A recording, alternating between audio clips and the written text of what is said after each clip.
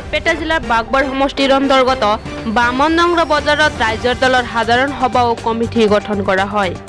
উক্ত সভাত উপস্থিত থাকে অসম সংযুক্ত আঞ্চলিক দলৰ বৰপেটা জিলাৰ মুখ্য আহ্বায়ক গুণজিৎ শৰ্মা। লগতে উপস্থিত থাকে বাগবৰ সমষ্টিৰ ৰাইজৰ দলৰ প্ৰাৰ্থিত প্ৰত্যাশী অধ্যাপক লুৎফৰ ৰহমান, আব্দুৰ ৰেজাক ও স্থানীয় মুৰব্বীসকল। এতিয়া চাওক জাহিদুল ইছলামৰ প্ৰতিবেদন। অখিল গগৈ জেলত আছে, কিন্তু স্তব্ধ হোৱা নাই অখিল গগৈৰ দলৰ নিৰ্বাচনী প্ৰচাৰ।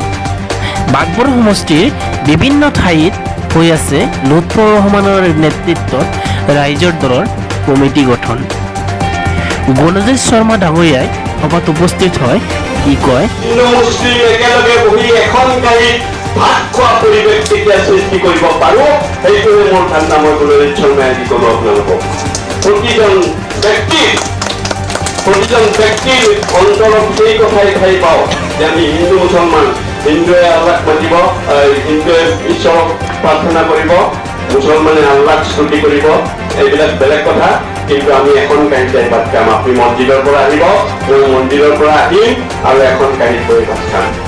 লগতে লুৎফৰ ৰহমানে সাম্প্ৰদায়িকতাৰ বিৰুদ্ধে ঐক্যবদ্ধ সংগ্ৰাম কৰিবলৈ আহ্বান জনায়। ঐক্যবদ্ধ সংগ্রাম করা লাগবো তার বিরুদ্ধে, সাম্প্রদায়িকতার বিরুদ্ধে।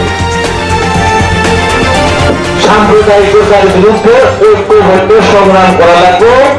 বিজ্ঞান সম্মত আসান করার জন্য সংকল্প নেওয়া লাগবে। এই যে বিজ্ঞান সম্মত আসান করার কথা হয়েছে, এটা হচ্ছে উন্নয়নের কথা। যদি প্রকৃত অর্থে আসামের উন্নতি করা লাগে, তাহলে সবচাইতে পয়লা কৃষকের উন্নতি করা লাগবে। কৃষকের উন্নতি করা গেলে কি হবো,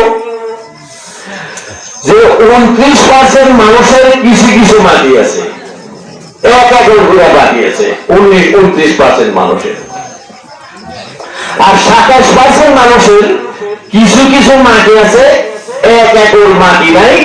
ও তারা সারা বছর যে কৃষি করে ওই উৎপাদন দিয়ে তারা 6 মাস। মন্দিয়াৰ পৰা উছমান গনিৰ ৰিপৰ্ট, ৰাইজৰ লাইভ অসম।